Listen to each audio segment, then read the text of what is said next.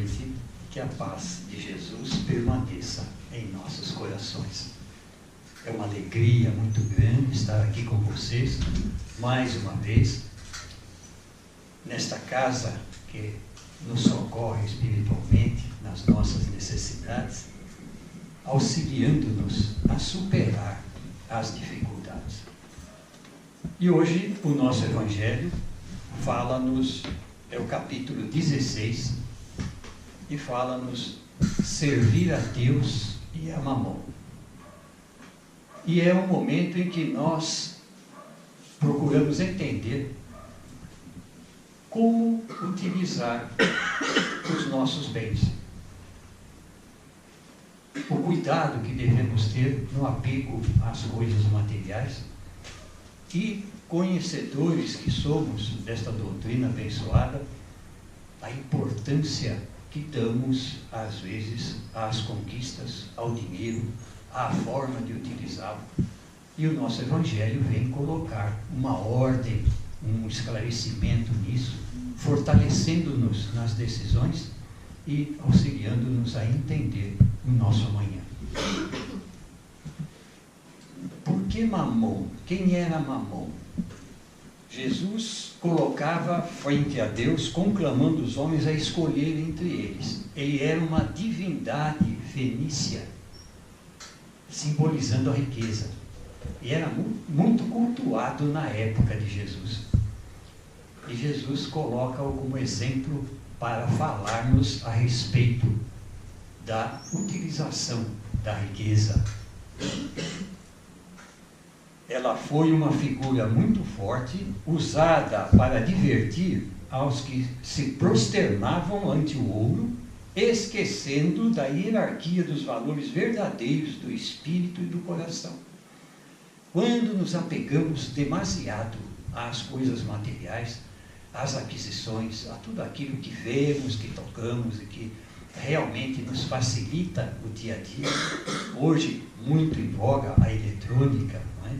O nosso celular, o computador, tudo aquilo que temos facilitando o intercâmbio com amigos, com aqueles que necessitam, através destes instrumentos, o próprio trabalho, o próprio ganho material. Mas é importante não deixarmos de lado o outro lado, a outra questão, a questão do desenvolvimento espiritual, do entendimento por que aqui estamos, de onde viemos e para onde vamos, a importância do respeito ao semelhante, auxiliando-o em suas necessidades e exercitando a prática do amor e da caridade, que é um desafio a cada um de nós, porque nós vamos com o tempo tão ocupado a essas coisas que damos valor, nos desviando desse caminho, nos ligando realmente a essas coisas e dando um valor maior a tudo isso. E Jesus fala-nos: nenhum servo pode servir a dois senhores, porque há de aborrecer um e amar ao outro, ou há de entregar-se a um e não fazer caso do outro. Vós não podeis servir a Deus e às riquezas. E essa colocação, meus queridos, é uma forma simbólica de Jesus se pronunciar para que entendamos a importância que é não nos apegarmos às coisas materiais. Não nos criticas por fazer. Não impede que o façamos respeitado o nosso livre-arbítrio. Mas, na sequência, deixa claro onde está a nossa verdadeira posição, onde ela é correta. Ao moço que lhe perguntava o que devia fazer para conseguir a vida eterna, além de cumprir os mandamentos, disse Jesus: se quereis ser perfeito, ide, vendei tudo o que tem e dai-o aos pobres, e tereis um tesouro no céu.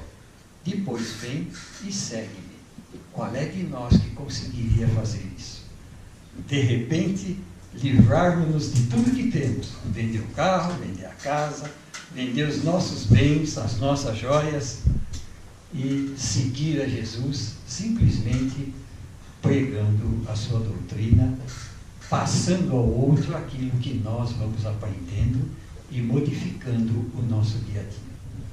Mas a coisa não precisa ser tão ao pé da letra como Jesus colocou. E ante o apego do moço aos seus muitos bens, acrescentou a célebre apóstrofe: é mais fácil um camelo passar pelo fundo de uma agulha do que um rico entrar no reino dos céus. Camelo, na época, era uma corda.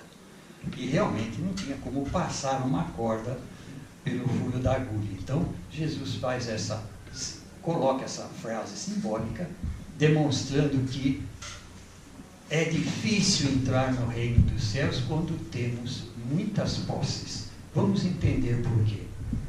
Ao dizer ao jovem que se desfizesse dos seus bens para segui-lo, que Jesus ensinara o desapego às riquezas materiais e aplicar o mandamento supremo da caridade para alcançar o progresso espiritual. Amar a Deus acima de todas as coisas e ao nosso próximo como a nós mesmos.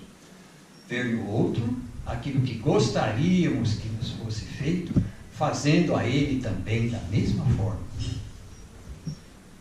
Se a riqueza tivesse de ser um obstáculo absoluto à salvação dos que a possuem, como se poderia inferir de certas expressões de Jesus, interpretadas segundo a letra e não o espírito? Quer dizer, a riqueza não pode ser uma barreira. Não é desta forma que Jesus coloca. Deus que a distribui teria posto nas mãos de alguns um instrumento fatal de perdição, o que repugna a razão. Não tem sentido. A riqueza é, sem dúvida, uma prova mais arriscada, mais perigosa que a miséria, em virtude das excitações e das tentações que oferece, da fascinação que exerce. Na verdade, torna a nossa vida muito fácil. E tudo aquilo que nós queremos, no estágio em que nos encontramos, sabedores que ainda precisamos muito para atingirmos a maturidade espiritual que nos dá a tranquilidade, as opções corretas de vida, a superação às dificuldades pelas opções erradas que já fizemos e, às vezes, também pelos débitos que trazemos lá de trás. Onde é que nós entendemos essa desigualdade? Uns na opulência, ricos, e outros passando necessidade. Onde é que está a justiça divina? Essa justiça se apresenta e se caracteriza pelas sucessivas reencarnações. Todos nós vamos passar momentos de aprendizado diferentes uns dos outros. Aquele que foi rico agora poderá ser pobre na próxima encarnação, se souber usar a fortuna que lhe foi colocada na mão, como uso frutuário que é, e fez bom uso, praticou a caridade, criou empregos, deu sustento a muitas pessoas, auxiliou-os no crescimento, não haverá necessidade de uma prova diferente, de uma circunstância penosa, uma circunstância difícil, porque ele passou no seu teste, ele passou na sua aprovação, ele assimilou o aprendizado de forma correta. Então é isso que nós precisamos entender. Não que a riqueza seja prejudicial, pelo contrário, nos dá o conforto, nos traz a forma adequada de vida na condição em que nos encontramos, tendo todas essas facilidades ao nosso alcance, o nosso tempo pode ser dedicado àqueles que necessitam. Mais na caridade, mais na ajuda ao outro, num trabalho como esse nosso da casa, maravilhoso que é, auxiliando caridosamente àqueles que estão com necessidades, não só às vezes espirituais, mas físicas também, onde a espiritualidade atua e muda a nossa conjuntura celular, auxiliando na cura, auxiliando na mudança de pensamento, melhorando os sentimentos de cada um de nós, no relacionamento familiar, no entendimento do trabalho. Então isso tudo acontece e nós vamos nos alternando, ora ricos, ora mais pobres, mas O que vale é extrair dos momentos que temos as qualidades de crescimento espiritual, entender aquela situação que nos é dada, respeitando-a e entendendo que somos simplesmente usufrutuários. Vai ficar muito pouco tempo na nossa mão. E amanhã depois, se não soubermos utilizá-la, nós a perderemos. A riqueza é o supremo excitante do orgulho, do egoísmo e da vida sensual. Às vezes, o nosso espírito, ainda não preparado pelo estágio que nos encontramos neste momento na Terra, as facilidades tiram-nos aquela firmeza, aquela lealdade aos objetivos que nos propusemos e ao aprendizado maior. Nós vamos por aquilo que nos dá prazer, que nos dá alegria. Queremos algo, compramos. Queremos fazer alguma coisa, vamos ficar viajando o tempo todo. Isso tudo vai nos tirando completamente aquela circunstância de aprendizado, aquela circunstância de consolidação destes ensinamentos divinos que irão nos fortalecer no futuro. E é o que iremos levar na transição. Então é isso que realmente importa, é isso que precisamos entender. Não que a riqueza seja prejudicial. É o laço que mais poderosamente liga o homem à terra e desvia os seus pensamentos do céu. Os bens da terra pertencem a Deus, que os dispensa à sua vontade. E o homem é apenas o usufrutuário, o administrador mais ou menos íntegro e inteligente. Coloca nas nossas mãos algo que devemos administrar. Quando o fazemos com sabedoria, quando dividimos com aqueles que necessitam, que estão debaixo do mesmo teto, propiciando-lhes também uma condição de vida saudável, mas, eu diria, com menos dificuldades, já dentro de uma facilidade maior através das utilidades domésticas que conhecemos, tudo isso vai fazendo com que o tempo sobre para outras atividades. Atividades estas que precisam ser direcionadas para a conquista espiritual. O testemunho dos espíritos desencarnados, transmitido pelas suas mensagens, atesta que o homem só possui verdadeiramente de seu aquilo que é faculdade da alma e não do uso do corpo. E é uma verdade. O corpo nosso é uma veste que, nesta exceção à regra, que é a vida espiritual definitiva, imortal, nós estamos nesta etapa reencarnatória, cujo tempo passa muito rápido, todos nós sabemos disso, e nós descartamos a veste física. Então ela também nos é dada por Deus.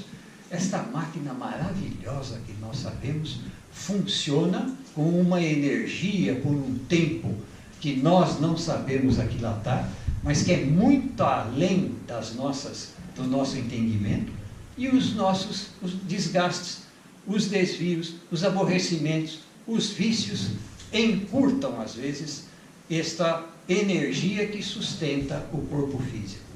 Mas isto é previsto, e dentro do tempo que temos, nós sabemos que Kardec nos ensina que no dia exato do desencarne, ninguém fica um segundo mais.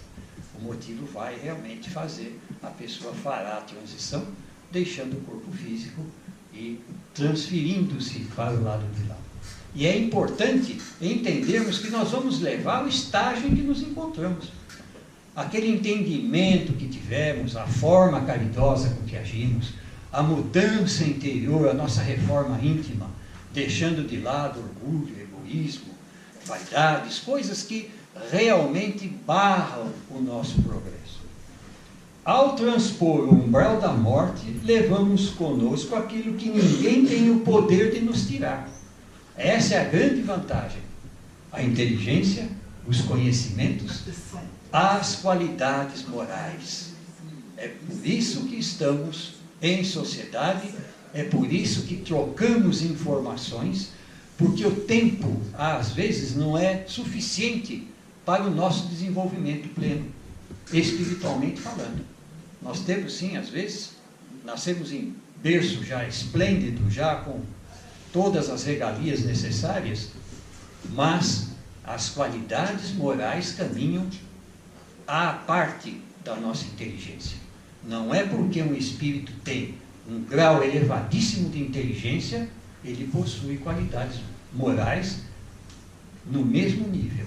Então nós podemos evoluir moralmente e não intelectualmente. E às vezes podemos estar muito evoluídos intelectualmente, verdadeiros cientistas, mas a parte moral ainda deixando a desejar.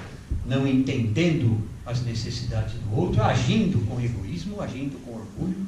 E é isso que falta ao espírito, porque é o espírito que sobrevive, é o espírito que continua a sua caminhada evolutiva e irá, sim, sem dúvida alguma, reencarnar outras vezes, quantas forem necessárias ao aprendizado. Depende de nós, durante a nossa existência terrena, ser mais ricos desses bens do espírito quando partirmos do que quando aqui chegamos. Quer dizer, o aproveitamento está implícito na individualidade de cada um, respeitado o livre-arbítrio.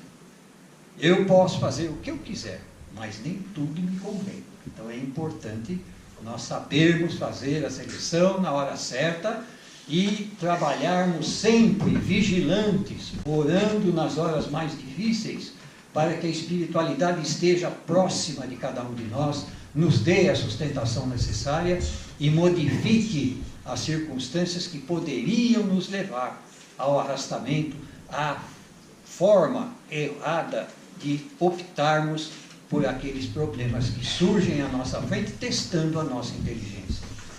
Porque a nossa posição futura depende daquilo que houvermos conquistado. Quanto mais evoluirmos espiritualmente falando, mais fácil fica a vida. Os relacionamentos, semelhante atrai semelhante. Nós atraímos do lado de lá irmãos no mesmo nível nosso, auxiliando-nos nos pensamentos, nas dificuldades que às vezes já vêm conosco por débitos passados, mas que serão atenuadas de acordo com a nossa mudança e o nosso entendimento, e vão nos auxiliar neste crescimento. Ensinam os espíritos o desapego aos bens terrenos. Sabei contentar-vos, dizem eles, com pouco. Se sois pobres, não invejeis os ricos, porque a fortuna não é necessária à felicidade. Muito clara a orientação, porque há realmente uma separação. Vida material é uma, vida espiritual é outra. Podemos, dentro da vida material, agir com qualidades espirituais? Claro que sim. Depende da nossa vontade, depende do aprendizado que tivermos e depende da vontade nossa de praticarmos a caridade. Caridade que é a essência, o resumo de todas as virtudes, inclusive o amor. Quem não tem amor no coração não consegue prestar a caridade. É por isso que Jesus coloca-nos na condição de sermos trabalhadores, caridosos.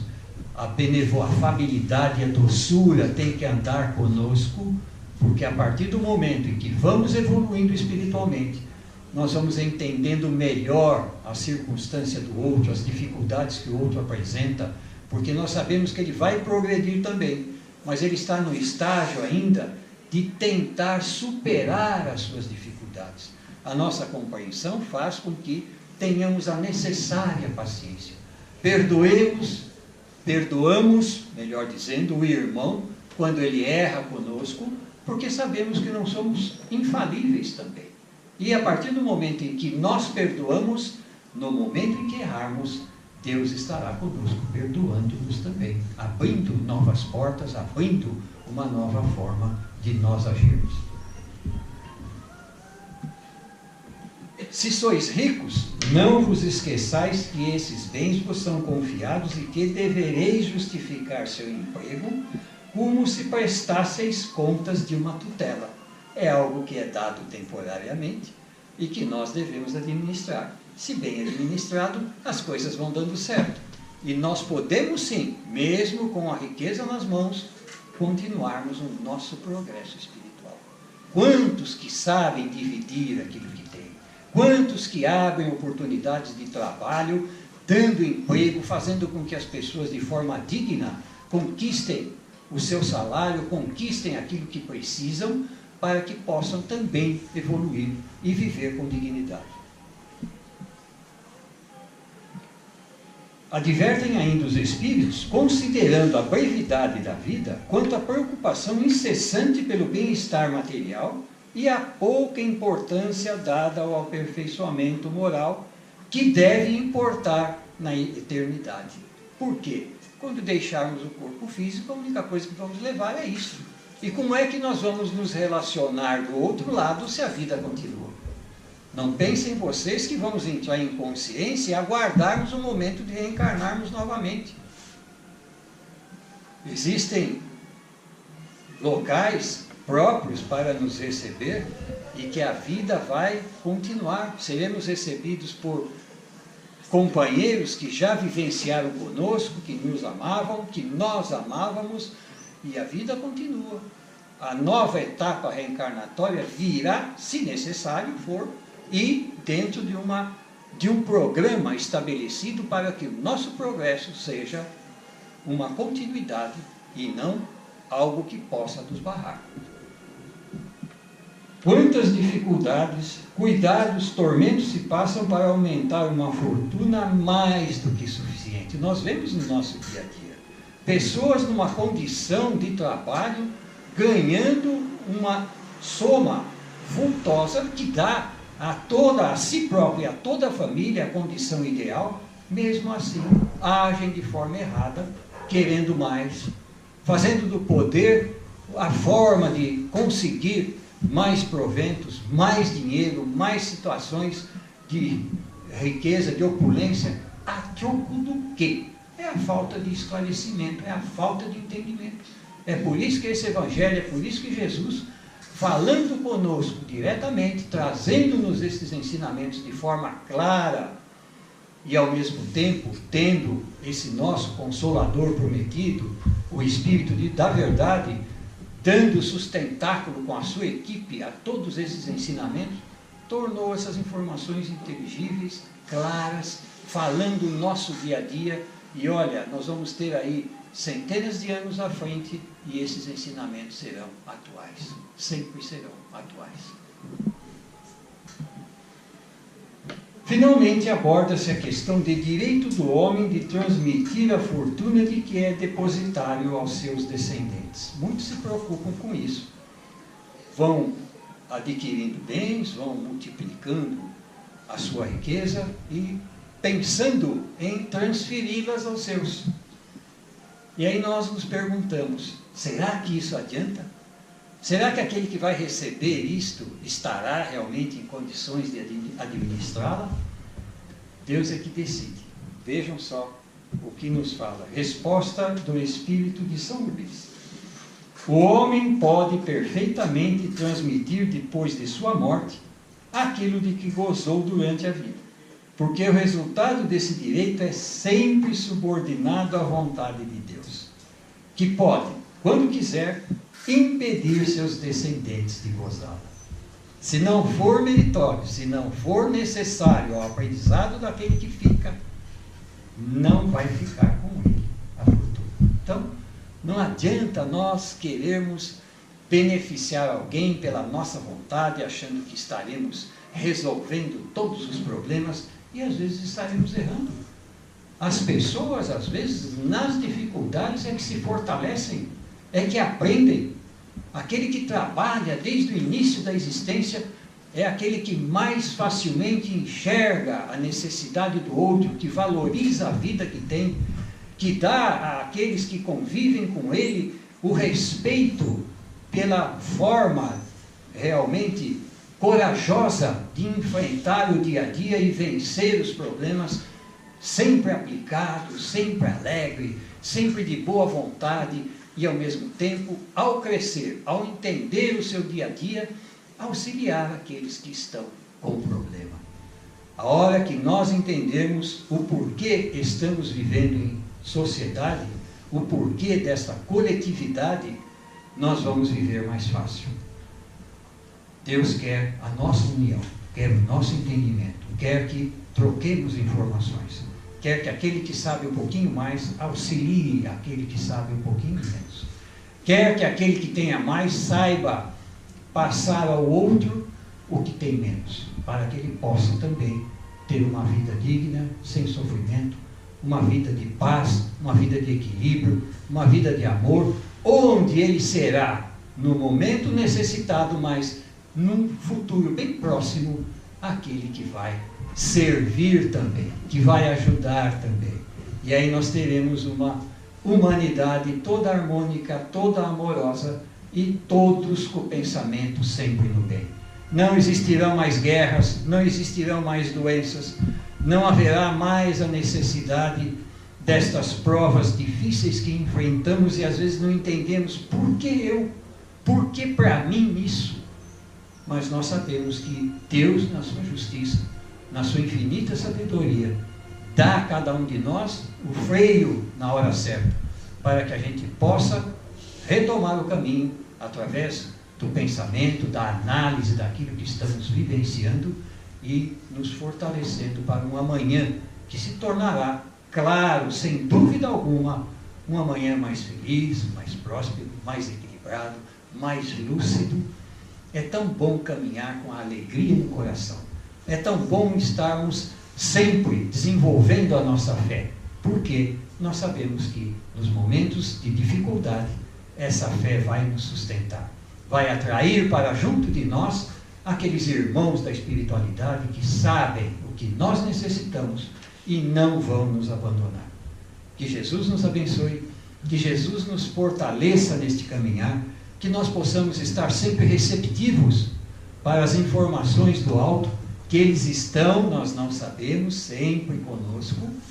Às vezes o irmão está ali gritando no nosso ouvido aquilo que não deve ser feito, mas o nosso livre-arbítrio é respeitado e nós, às vezes, saímos daquele caminho de luz, daquele caminho de paz e enfrentamos dificuldades. Mas é momento de aprendizado, é momento de renovação, é momento de mudança interior e que cada um de nós está sendo convocado a isso e é preciso entender em tempo hábil, em tempo rápido, que a mudança só vai se processar neste orbe quando todos nós estivermos com esta mesma filosofia de vida.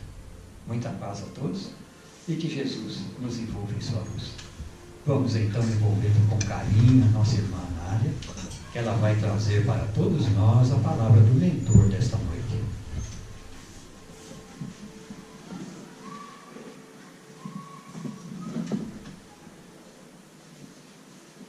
Boa noite, queridos irmãos,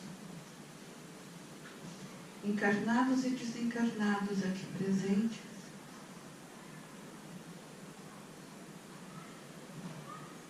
Essa reunião que nos traz conhecimento, esclarecimentos, consolo e, acima de tudo, muita paz.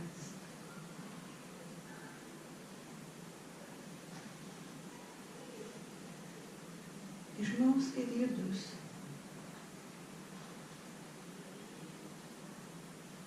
neste momento,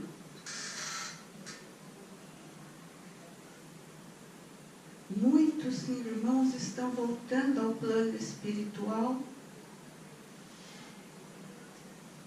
porque acabaram de cumprir a sua tarefa nesta encarnação. Neste momento, muitos e muitos espíritos estão reencarnando aqui na Terra para continuarem o aprendizado que não foi completado, para continuarem a evolução que o Pai espera de todos nós. Quando oramos o Pai Nosso e dizemos, seja feita a sua vontade, Pai, É essa a vontade do Pai. A nossa evolução moral, a nossa evolução espiritual. Não importa quantas encarnações ainda vamos ter. Para o Pai, é um tempo que não se conta. Ele sempre nos dá todas as oportunidades deste aprendizado. Passamos por todas as etapas necessárias, por todas as provas necessárias. Às vezes conseguimos passar, às vezes não conseguimos. Voltamos. É a bondade do Pai nos proporcionando a caminhada evolutiva. Aprendemos passo a passo o sentido da vida. Aprendemos passo a passo o que podemos realizar quando praticamos a caridade ao próximo. Precisamos ter a consciência de que com essa caridade ao próximo nós estamos recebendo também o amor do próximo. Esse amor nos fortalece. A riqueza e a pobreza são, sim, lições, aprendizado,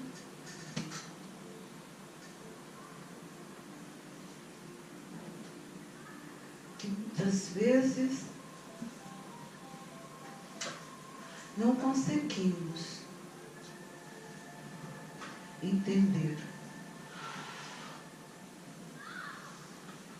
Nos foi dada a oportunidade de estarmos aqui, nessa reunião espírita. Estamos todos felizes pela palestra da noite. Aqui no plano espiritual continuamos estudando. A educação do espírito não para, continua. Mas necessitamos também deste contato com os encarnados. É maravilhoso perceber, sentir o que a doutrina espírita nos proporciona. É maravilhoso, é reconfortante participar de uma reunião que sabemos o quanto que nossos irmãos encarnados se dedicam a esse aprendizado. Um aprendizado que não é escondido. Não existe segredo na doutrina espírita. Não existe mistério na doutrina espírita. Tudo pode ser compartilhado. Todos os ensinamentos dos espíritos na codificação são livres para todos. E a alegria de estar aqui e aprender também com os encarnados me fortalece e fortalece aos companheiros da espiritualidade que aqui chegaram, conduzidos por seus mentores, seguidos pela luz do Cristo, a luz do amor. É essa luz que os senhores desencarnados também estão seguindo. Não estão aqui por acaso. Foi a luz do amor do Cristo que os conduziu até aqui. É essa luz que precisamos seguir sempre. É essa luz que nos mostra o caminho do amor, o caminho do desapego, o caminho da felicidade. É o que o Pai quer de nós. É a vontade do Pai. E quando orarmos o Pai Nosso, vamos lembrar: seja feita a sua vontade, Pai. A sua vontade de que sejamos leves, que sejamos suaves, que sejamos os filhos de Deus, seguindo os passos do Mestre Jesus. Uma boa noite a todos. E que possamos nos encontrar outras vezes, se assim for.